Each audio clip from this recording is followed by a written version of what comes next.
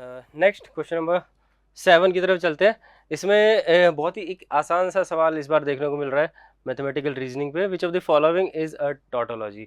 और जिस तरह के ऑप्शंस अपन को गिवन है, अपन को यहाँ हर एक ऑप्शंस में ये एक एक्सप्रेशन ऐसा नज़र आ रहा है जिसको हम अच्छे तरह से जानते हैं। पी और not P is equals to tautology itself. और हमें ये भी पता है कि टॉटोलॉजी के साथ अगर अपन किसी भी स्टेटमेंट को और में लेके जाएंगे तो रिजल्टेंट हमेशा टोटोलॉजी ही मिलेगा। सो वैसे तो बाय ऑब्जर्वेशन अपन को डायरेक्ट एक आंसर नज़र आ रहा है, द ऑप्शन नंबर फर्स्ट। ये जो कुछ भी होगा, इस स्टेटमेंट की वैल्यू, ट्रूथ वैल्यू जो कुछ भी होगी, इसको हम टोटोलॉजी के साथ और में लेके जा रहे हैं। So resultant is always equals to tautology again. So we can easily see the option number 1 as the answer. बाकी अगर आप चेक करना चाहते हैं कि अगर आपको नहीं पता चल रहा है, सिमिलरली अगर बाकी ऑप्शन चेक करना चाहें तो इस तरह से कर सकते हैं। This is the tautology, but and में जब लेके जाते हैं तो फिर अपन को सेम स्टेटमेंट मिलता है। So which is obviously not a tautology. P and not P is a fallacy, so this is not the correct answer obviously. Again this is a tautology, but इसको अगर अपन एंड में लेके जाएंगे तो वो same statement मिलेगा। So obvious answer is number 1। Let's move on to the question number 8। इसमें अपन को एक फंक्शन दिया हुआ है y which is equals to x power x whole power x. We have to find the second derivative of y with respect to x plus 20 at x equals to 1. So what we need to do is, let's just write this function, and first of all let's just find the value of y at x equals to 1. हो सकता है हमें बाद में इसकी ज़रूरत पड़े, सो हम बस x की वैल्यू 1 पुट करते हैं तो हमें यहाँ पे y की वैल्यू मिल जाएगी 1 power 1 that means 1. Now differentiating this both side, but क्योंकि हमें dy बाई डी फाइंड करना है जिस तरह का एक्सप्रेशन है, for the sake of simplicity हम क्या करते हैं, यहाँ पे दोनों साइड log ले लेते हैं with base e. So log of y is equals to, और इसको अपन एक तरह से और लिख सकते हैं, this is x power x whole power x, that means x power x into x, that means x power x square, right? So after taking log both sides we will get x log of x power x square, that means it is equals to x square into log of x. So अब यहाँ पे अपन क्या करें, दोनों side differentiate कर देते हैं with respect to x. Differentiating with respect to x we will get log y means 1 upon y into dy by dx, okay, equals to, using the product rule here, x square का derivative होगा 2x into log x plus x square as it is, log x का derivative 1 by x. Now we are to just write this d Y by D x again as d Y by D x equals to y. Now what is this, 2x log x plus x. ना हो सकता है आगे जाके अपन को दोबारा D Y by D x की जरूरत अगर पड़ती है एट x इक्वल्स टू 1, तो हम यहाँ पे x की वैल्यू 1 पुट कर देते हैं ताकि अपन को D Y by D x की वैल्यू मिल जाएगी at X equals to 1 which is equals to 1 plus log 1 is obviously 0, so 1 plus 0 is 1 into 1, Y भी 1 है तो यहाँ पर इसकी वैल्यू भी अपन को मिल जाती है 1. नाउ अब सेकंड डेरिवेटिव चाहिए, तो इसी इक्वेशन को अपन यहाँ पे दोनों साइड डिफ्रेंशिएट करते हैं with respect to x. Left hand side में अपन मिल जाएगा d two y by D x square equals to, now again using the product rule for these two, y का derivative d Y by D x, second function as it is 2x log x plus x plus y as it is, second function जो लिखा है उसमें अपन differentiate कर रहे हैं with respect to x. Now इसमें प्रोडक्ट टूल यूज़ कर लेंगे तो ये 2x का हो जाएगा 1 log x as it is plus 2x as it is log x का 1 बाई एक्स प्लस x का 1.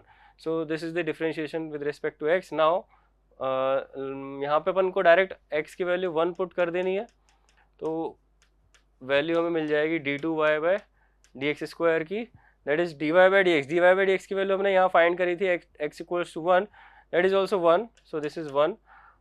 Inside this bracket is 2x log x, log 1 is 0, so 0 plus 1 plus y, again value of y is also 1, so this is 1. Inside the bracket it is log 1 means 0 plus 2, x by x cancelled, so it is 2 plus 1. So the final value of this d2y by dx square is 2 plus 1 3, 3 plus 1 4. So this is equals to 4, and since we are to find the value of this second derivative plus 20. So the final answer would be 4 plus 20, that means 24. That is the final answer. Okay, let's move on to the next question number 9. इसमें अपन को एक curve दिया हुआ है. This curve satisfies this differential equation tan inverse y minus x into dy equals to 1 plus y square into dx, and this curve also passes through this point 1 comma 0. Then we have to find the value of x at y equals to tan 1. So we will just start by solving this differential equation, that is tan inverse y minus x into dy equals to 1 plus y square into dx. Now by just observation seeing this expression, मतलब इस expression को देखते हुए अपन क्या कर रहे हैं, dx by dy में डिफरेंशियल इक्वेशन फॉर्म कर रहे हैं ताकि ये tan inverse y minus x वाला एक्सप्रेशन डिनोमिनेटर में ले जाने की ज़रूरत नहीं है. ये इजीली एक सिंपल सी एक डिफरेंशियल इक्वेशन बन के आ जाएगी dx by dy में, और साथ में 1 प्लस वाई स्क्वायर से भी डिवाइड कर देते हैं. So it will be like this, and इसको अपन दो पार्ट्स में स्प्लिट करेंगे क्योंकि dx by dy में डिफरेंशियल इक्वेशन हम बना रहे हैं. यहाँ पे x upon 1 plus Y square जो माइनस में है इसको अपन लेफ्ट साइड लेके जाते हैं. सो इससे क्या होगा, अपन को एक लीनियर डिफरेंशियल इक्वेशन बनती हुई नज़र आएगी dx by dy में. देख सकते हैं dx by dy है, यहाँ पे x है, साथ में y का फंक्शन है और राइट हैंड साइड में भी y का फंक्शन है. तो इसमें सबसे पहला स्टेप होता है finding integrating factor. So integrating factor will be equals to e to the power integral of 1 upon 1 plus y square, right, with respect to y, and it is equals to integral of 1 upon 1 plus y square is tan inverse y. Now this is the different integrating factor. Now solution of this differential equation is x multiplied by this different integrating factor e to the power tan inverse y equals to integration of integrating factor e power tan inverse y into the function on right hand side, that is tan inverse y upon 1 plus y square dy plus c. Now we just need to solve this integral, na, e power tan inverse y upon 1 plus y square. Now if we substitute tan inverse y, we'll get let tan inverse y equals to t. So differentiating with respect to y, we'll get dy upon 1 plus y square equals to dt. So this equation will look like x into e power tan inverse y equals to integral of e power t into t dt plus c. This can be easily solved using by parts. t को अपन first function consider कर लेते हैं, e power t को second function. So first function as it is e power t का integral e power t minus t का differentiation 1, e power t का integral e power t, again integral of e power t is e power t plus c. So easily अपन को using by parts एक इसका solution मिल जा रहा है, और इसमें t को अपन रिप्लेस कर दें तो मिलेगा x into E power tan inverse y equals to E power t common, that means E power tan inverse y into t minus 1, that means tan inverse y minus 1 plus c. To find the value of c, we are given this point 1 comma 0. This 1 comma 0 will definitely satisfies this equation of curve. इसको अगर अपन put करते हैं तो ये मिलेगा 1, y equals to 0 पे tan inverse 0, that means 0, e power 0 means 1 equals to e power 0 again 1, tan inverse 0 means 0 minus 1 plus c. So we are getting this value of c as minus 1 plus 1 2. We are getting the value of c as 2. Now this curve is x e power tan inverse y equals to e power tan inverse y again tan inverse y minus 1 plus 2. Now what we need to do is we need to put y equals to tan 1 so that we will get the value of x. Now by putting y as tan 1, quickly अपन इसको जल्दी से solve कर लेते हैं। अगर अपन y की जगह tan 1 रखेंगे तो ये बनेगा tan inverse of tan 1, tan inverse of tan 1 and it is equals to what, since 1 उसके प्रिंसिपल डोमेन में आ जाता है -π/2 टू π/2, सो इसकी वजह से इसकी वैल्यू अपन को मिल जाती है इक्वल्स टू 1। सो ये क्या बन जाएगा, x as it is e की पावर में tan inverse of tan 1 that means 1, that means it is e equals to again it is e tan inverse of tan 1 is 1, so 1 minus 1 plus 2, so we will get the value of x as this is 0, remains what remains is 2 on right hand side, x will be equals to 2 upon e. So this is the answer to this problem, x equals to 2 by e, that is the first option. Okay, next question number 10 पे आते हैं। The shortest distance between two given lines. एक बहुत ही सीधा simple सा सवाल है, दो लाइंस के बीच की शॉर्टेस्ट डिस्टेंस फाइंड करनी है। क्लियरली जो लाइंस की इक्वेशन देखकर अपन को डायरेक्शन रेशियोज पता लग जाते हैं। फर्स्ट लाइन के डायरेक्शन रेशियोज हैं 3 2 -1, सेकंड के हैं 3 1 2। Obviously these two lines are non parallel, so the only possibility is कि these two lines are skew lines. So we have a particular concept for this shortest distance between two skew lines. What we need to do is, first of all we need to find a vector which is perpendicular to both the lines. So the normal vector perpendicular to both lines, let's say n vector it is. So what is this n vector perpendicular to both the lines? We can easily find this vector using the cross product of the parallel vectors of the two lines. So the vector parallel to the first line is 3i plus 2j minus k. The vector parallel to the second line is 3i plus j plus 2k. So इन दोनों के cross product से अपन को उन दोनों के perpendicular vector मिल जाता है, जिसको अपन ने n वेक्टर लेट किया है। सो क्रॉस प्रोडक्ट से जिस तरह से अपन फाइंड करते हैं 3 2 -1 3 1 2, सो यहाँ से अपन को ये नॉर्मल वेक्टर मिल जाएगा 4 + 5 i कैप, 6 + 3 9 j कैप, और 3 - 6 - 4 3 - 6 is -3 k cap. So this is the vector perpendicular to both the lines. और हमें पता है जो लाइंस की इक्वेशन गिवन है उसमें अपन को एक एक पॉइंट मिल जाता है। ये पॉइंट लेट से ए है जो फर्स्ट लाइन पे लाई कर रहा है, उसके कोऑर्डिनेट्स हैं 3 2 1 3 2 1, और इसी तरह से जो सेकंड लाइन पे एक पॉइंट लाई कर रहा है वो है -3 6 5 -3 6 5।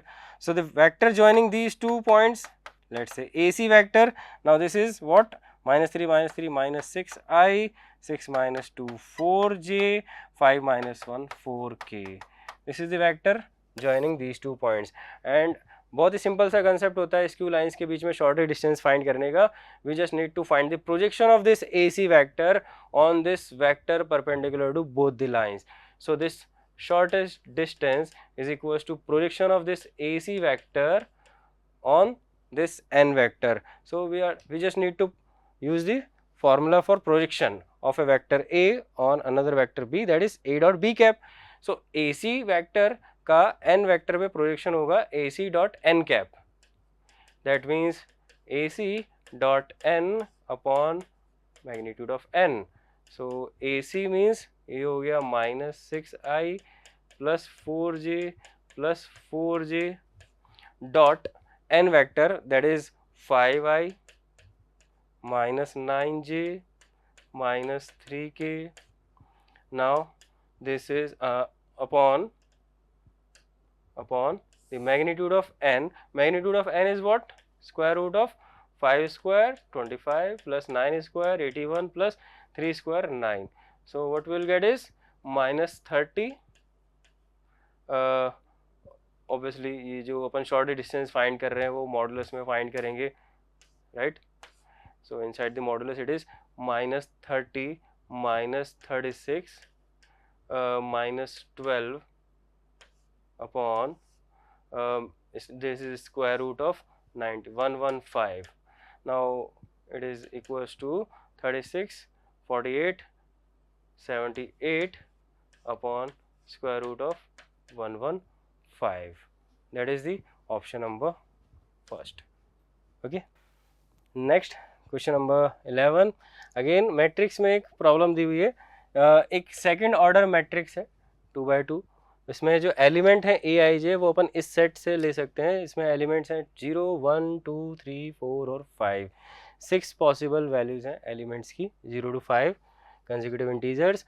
और मैट्रिक्स अपन को बनानी है. कंडीशन बस ये है कि sum of its elements is a prime number p and this p belongs to this interval, open interval 2 to 8, then the number of possible matrices is. So इसमें अपन को करना क्या है, लेट से एक मैट्रिक्स अपन लेट कर लेते हैं. if the matrix is this a b c d, let किया अपन ने ये मैट्रिक्स A. सो इसके 4 एलिमेंट्स हैं. बस कंडीशन एक सिंपल सी है कि अपन को इन 4 एलिमेंट्स का जो सम है वो बोला गया है कि प्राइम नंबर है p and this prime number p also lies in this interval 2 to 8. So the only possible values of p are 3, 5 and 7. So there are 3 possibilities for this sum, 3 or 5 और 7. और a b c d की जो values हैं, a b c d जो values है वो इस set में से ले सकते हैं कुछ भी 0 to 5 consecutive integers. So case 1 अपन इसमें ले रहे हैं कि अगर ये a plus B plus C plus D equal to 3 अपन लें तो क्या होगा. सो अब इसमें अपन उस PNC के कंसेप्ट को यूज़ करते हैं. अपन को एक इक्वेशन गिवन है, 4 वेरिएबल हैं जिनकी वैल्यूज़ हैं these non negative integers 0 to 5 में कुछ भी ले सकते हैं. और राइट साइड में सम अपन को चाहिए 3. सो क्योंकि नॉन नेगेटिव इंटीजर्स हैं सब, अपर लिमिट में कोई रिस्ट्रिक्शन नहीं है, तो डायरेक्ट हमारे पास फार्मूला होता है इसका. We can easily use this formula for this solution of this equation. जितने इस इक्वेशन के सॉल्यूशन होंगे दैट मीन्स उतनी ही मैट्रिसेस पॉसिबल होंगी इस फर्स्ट केस के लिए. सो इसके सॉल्यूशन हम कैसे बोलते हैं, non negative integral solution. Non negative integral solution का डायरेक्ट फार्मूला है n plus R. R means number of variables that is 4 minus 1 c r minus 1. So this is 6 c 3 that means 20. सो 20 possible matrices हैं केवल इस first case के लिए जब चारों एलिमेंट्स का सम 3 के बराबर होगा, चारों एंट्रीज का सम 3 के बराबर होगा. सिमिलरली सेकंड केस एक बनेगा जिसमें जो ये सम है चारों एलिमेंट्स का ये 5 के बराबर होगा. अगेन अपर लिमिट जो एलिमेंट्स की है वो 5 तक जा सकती है, तो इसीलिए यहाँ पे भी अपन डायरेक्ट फार्मूला यूज़ कर पाएंगे नॉन नेगेटिव इंटीग्रल सॉल्यूशन के लिए. n plus R minus 1 c r minus 1. So this will be equals to 8c3 and the value of 8c3 is 56. Okay, so दो केसेस में अभी तक अपन को 20 और 56 that mean 76 number of matrices तो मिल चुकी हैं. Now last case, third case, कि अगर a plus B plus C plus D की वैल्यू इसमें अपन को मिल जाती है 7, the third possible prime value is 7, तो क्या होगा. ना इसमें अपन क्या है इस तरह से डायरेक्ट फार्मूला यूज़ नहीं करते हैं क्योंकि जो एलिमेंट्स हैं उनकी मैक्सिमम वैल्यू तो 5 तक ही जा सकती है, बट सम है 7. तो इसको अपन मल्टीनोमियल को यूज़ करके भी सॉल्व कर सकते हैं. इसमें अपन सिंपली ये बोलेंगे इसके जो number of non negative integral solution है, number of solutions non negative integral solutions, उसको अपन कैसे बोलते हैं, वो होगा coefficient of x power 7 in this. x का मतलब हो गया जो a की पॉसिबल वैल्यूज़ हैं 0 to 5 उसकी पावर में अपन रख देंगे x power 0 plus x power 1 2 3 4 5 तक. और क्योंकि चारों के लिए सेम है, चारों को मल्टीप्लाई करोगे तो पावर 4 हो जाएगा. इसमें अपन x पावर 7 का जो कोफिशिएंट फाइंड करेंगे वही होते हैं इसके नंबर ऑफ इंटीग्रल सॉल्यूशंस. तो ये एक सिंपल एक GP बन जाती है. First term 1 common ratio x, number of terms 6. So इसके लिए फॉर्मूला यूज़ करेंगे तो 1 minus x power 6 upon 1 minus x whole power 4. So it is equals to 1 minus x power 6 की power 4 into 1 minus x power minus 4. इसके लिए हमारे पास direct result है. इसमें हम x की किसी भी नॉन नेगेटिव पावर का कोफिशिएंट बता सकते हैं. इसमें क्योंकि हमें रिक्वायर्ड पावर है 7, तो हम बस केवल ये 2 टर्म हमारे जो काम की होंगी यहाँ पे वो अपन लिख देते हैं. 1 minus x power 6 whole power 4 के एक्सपेंशन में फर्स्ट टर्म अपन को मिलेगी 1 माइनस सेकेंड टर्म मिलेगी 4c1 that means 4 into x power 6। बाकी टर्म अपने किसी काम की नहीं है क्योंकि उसमें एक्स की पावर जो है वो 6 से कहीं ज़्यादा 7 से कहीं ज़्यादा मिलेगी। नेक्स्ट टर्म भी अगर अपन लिखें तो उसमें एक्स पावर 6 का स्क्वायर होगा that becomes x power 12 and और उसके बाद हायर पावर्स मिलेंगी, तो अपने किसी काम की नहीं है, हम उसको ओमिट कर सकते हैं यहाँ पे और जो बचा हुआ एक्सप्रेशन है उसको एज इट इज लिख देते हैं ये। नाउ अब यहाँ ये कोई भी नॉन नेगेटिव पावर अपन को प्रोवाइड कर सकता है using a simple formula, right. तो अब एक बार अपन 1 से मल्टीप्लाई करेंगे माइनस में फिर एक बार 4x पावर 6 से मल्टीप्लाई करेंगे, तो यहाँ पे जो अपना आंसर होगा 1 से मल्टीप्लाई करने पर हमें चाहिए कोएफिशिएंट ऑफ x पावर 7, पूरा अपन को इसी एक्सप्रेशन से मिलेगा।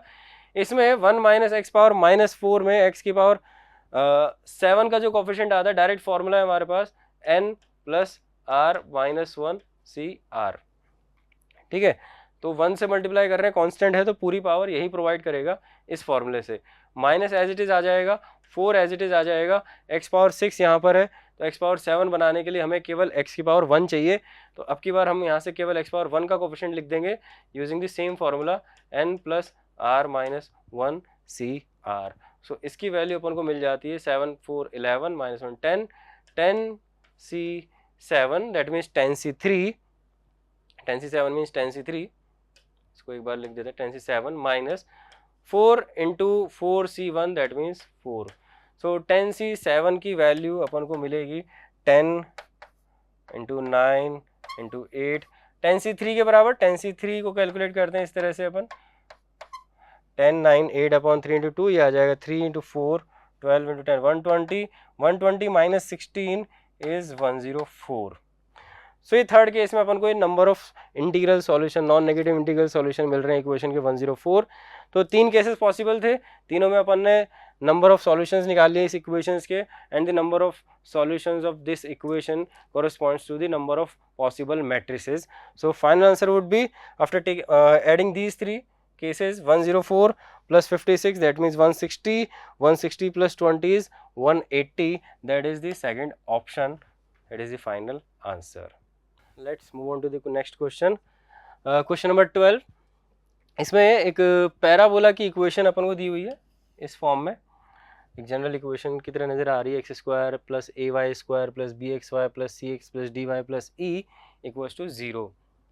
Okay, now is this parabola, इसका अपन को वर्टेक्स दिया हुआ है is at this point 5,4 and it's directrix उसकी इक्वेशन गिवन है अपन को 3x plus Y minus 29 equals to 0। Then we have to find the value of this sum a plus B plus C plus d plus e. तो सबसे पहले तो हम इस एक्सप्रेशन को ही देखें, जिस एक्सप्रेशन की वैल्यू अपन को फाइंड करना है, तो उसको देख के अपन ये समझ सकते हैं कि लेट से इसको अपन कुछ नाम दे देते हैं, इस एक्सप्रेशन को f of x and y, that means a function of x and y। तो जो भी ये एक्सप्रेशन है इसमें अगर अपन को a plus B plus C plus d plus e चाहिए, तो हम एक सिंपल सा काम करेंगे, इसमें x और y दोनों की जगह 1 पुट कर देते हैं। सो इस इक्वेशन में अगर अपन x और y दोनों की जगह 1 पुट करेंगे तो हमें डायरेक्टली इन सारे numbers a b c d e का सम मिल जाएगा with 1 plus a plus b plus c plus d plus e, right, वो यहाँ से अपन को मिल जाता है। ठीक है, तो अब यहाँ पे अपन क्या कर रहे हैं, हम पैराबोला की इक्वेशन फाइंड करने के बाद इसी फॉर्म में लेके आएंगे और उसमें x और y की जगह 1 पुट कर देंगे, तो डायरेक्ट कंपेयर करेंगे तो अपन को इस सम की वैल्यू मिल जाएगी। To find the equation of this parabola, what we need to do is we have the vertex, we have the directrix. So first of all let's find a, not small a, otherwise थोड़ा confusion हो जाएगा क्योंकि small a already इस question में दिया हुआ है। Let's say उसको अपन नाम देते हैं a dash। a dash means जो अपन पैराबोला में नॉर्मली जानते हैं y square equal to 4ax, वो वाला a, distance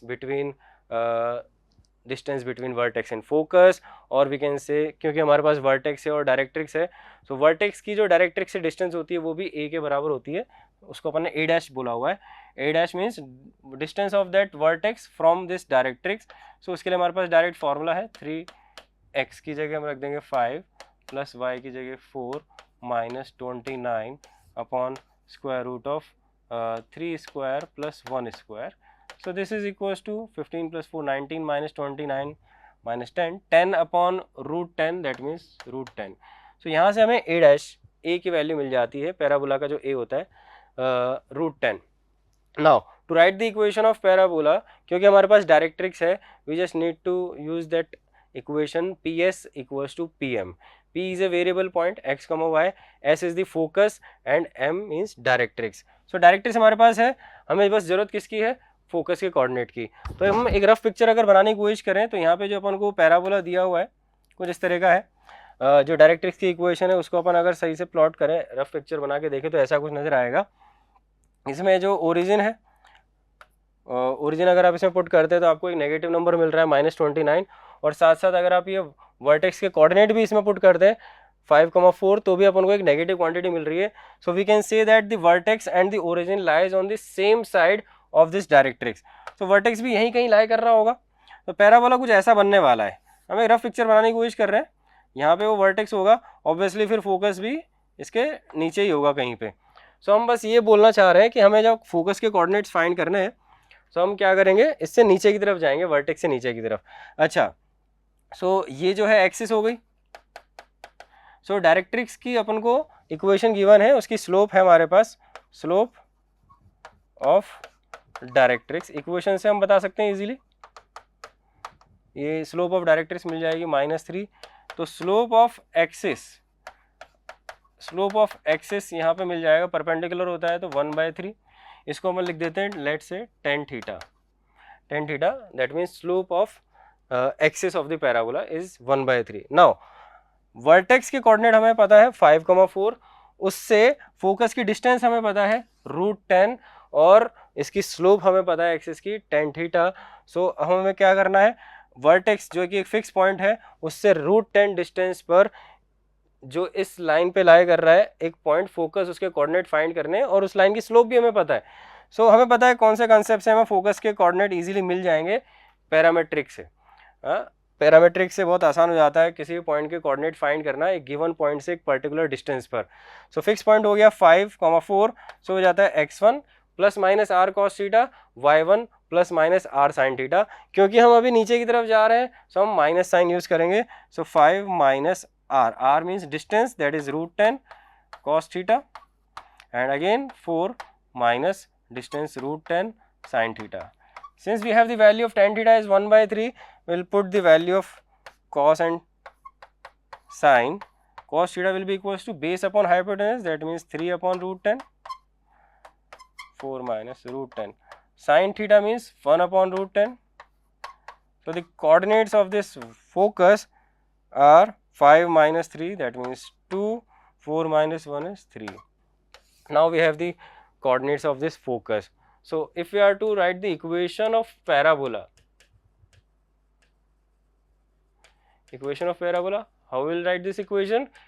Just write PS equals to PM, S is the focus, M is the directrix, and also squaring both sides. Now P is a variable point with coordinates x and y. So using the distance formula, we'll get x minus 2 whole square plus y minus 3 whole square. PM means distance of x, y from directrix. So square करने के बाद हमें मिलेगा 3x plus y minus 29 का square upon √10, है ना, इसका square. और इसको सही से लिख लेते हैं क्योंकि हमें पहले से जो चीज़ पता है, जिस तरह से इक्वेशन गिवन है, एक्स स्क्वायर का कोएफिशिएंट हमें पता है 1 है, तो हम उसी फॉर्म में लाके लिख देते हैं। √10 का स्क्वायर 10, 10 को इस तरफ ले आते हैं, 10 x minus 2 square plus 10 y minus 3 square minus 3x plus y minus 29 square equals to 0। Okay, so ये अब बिल्कुल उसी फॉर्म में आ चुका है क्योंकि एक्स स्क्वायर का कोएफिशिएंट 10 यहाँ पर है, यहाँ पे एक्स स्क्वायर का कोएफिशिएंट 9 आएगा, माइनस में 10 - 9 बन जाएगा 1। तो बिल्कुल उसी फॉर्म में ले आए अपन। अब बस अपन को क्या करना था, जैसे अपन ने पहले ही देख लिया था, एक्स और वाई की जगह 1 पुट करना है ताकि अपन को डायरेक्ट इस एक्सप्रेशन का सम मिल जाए। तो we just put X equals to y equals to 1 on left hand side and compare with the given expression on left hand side. So we'll get 10, इसकी जो वैल्यू मिलेगी पुट करने के बाद 10 into 1 minus 2 square plus 10 1 minus 3 का square minus 3 plus 1 minus 29 का square. सो ये value अपन को मिल रही है 10, -1 का स्क्वायर इज 1, सो 10 -2 का स्क्वायर इज 4, दैट मीन्स 40, और यहाँ मिल रहा है अपन को 4 - 25 का square, that means 625, -625 plus 50, that means -575, and this value is equals to the sum on left hand side after putting x and y equals to 1. So that is 1 plus a plus b plus c plus d plus e equals to -575, and the value of a plus b plus c plus d plus e will come out to be -575 -1, that means -576. That is the second option. Okay. Next question number 13 पे आते हैं. इसमें पूछा गया है the number of complex numbers z satisfying the two equations. ये दो equations given है अपन को. ओके, सो इसमें क्लियरली अब ये एक ऐसा क्वेश्चन है, इसमें इक्वेशन को देखकर हम ये समझ सकते हैं कि ये जो फर्स्ट है इसमें क्या रिप्रेजेंट कर रहा है, mod of z minus z not equals to 2, that represent a circle whose centre is z not, that means 4,3, radius is 2. So circle का सेंटर हमें पता है 4,3, रेडियस पता है 2. और जो सेकंड इक्वेशन है उसको अगर थोड़ा सा समझने की कोशिश करें तो वो क्या चीज़ है, mod z plus mod of z minus 4 equals to 6. Standard loci में अपन देखते हैं ये एक्सप्रेशन ये एक इलिप्स को रिप्रेजेंट करता है, क्योंकि mod z plus mod z minus 4, z is a variable point, mod z means उस वेरिएबल पॉइंट z की ओरिजिन से distance, mod z minus 4 means 4,0 से डिस्टेंस, और इक्वल टू 6. तो P A plus P B equals to 6 ऐसा कुछ दिया हुआ है, और वो दो फिक्स पॉइंट हैं 0 और 4, उनके बीच की डिस्टेंस उस कांस्टेंट से कम है, तो ये एक इलिप्स को रिप्रेजेंट करता है. इलिप्स अगर अपन बनाने की कोशिश करें यहाँ पे, सी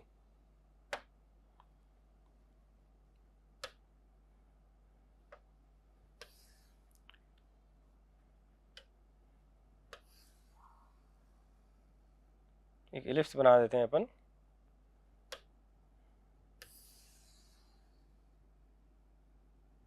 इसमें जो इलिप्स में है अपन को पता है जो दो फिक्स पॉइंट होते हैं वो फोकस होते हैं, तो एक है ओरिजिन, दूसरा है 4. ओरिजिन एंड 4 आर टू फोका है, तो उनका जो मिड पॉइंट होगा वो सेंटर होगा. This is origin, this is 4, और उनका जो मिड पॉइंट है वो सेंटर है, तो that is 2,0. Okay, so centre is 2,0, और ये आपका वो बन जाता है इलिप्स.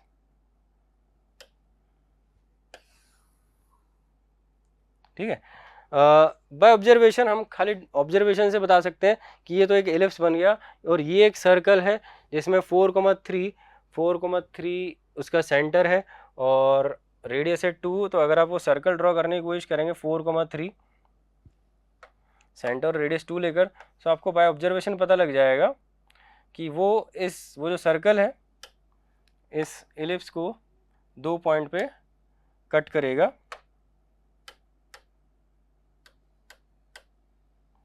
2 पॉइंट पे कट करता हुआ नजर आएगा. बाय ऑब्जर्वेशन इजीली आप समझ सकते हैं 4,3 और रेडियस इसकी 2 है, ये 2 पॉइंट्स पे कट करेगा. तो जितने पॉइंट्स ऑफ इंटरसेक्शन होंगे उतने number of complex number z ऐसे होंगे. सो बाय डायग्राम हम सिर्फ अगर डायग्राम ही यहाँ पे बना दें, बाय ऑब्जर्वेशन हमें पता लग जाएगा 2 पॉइंट्स पे इंटरसेक्ट करेगा. सो 2 इसका आंसर है, ऑप्शन नंबर 1.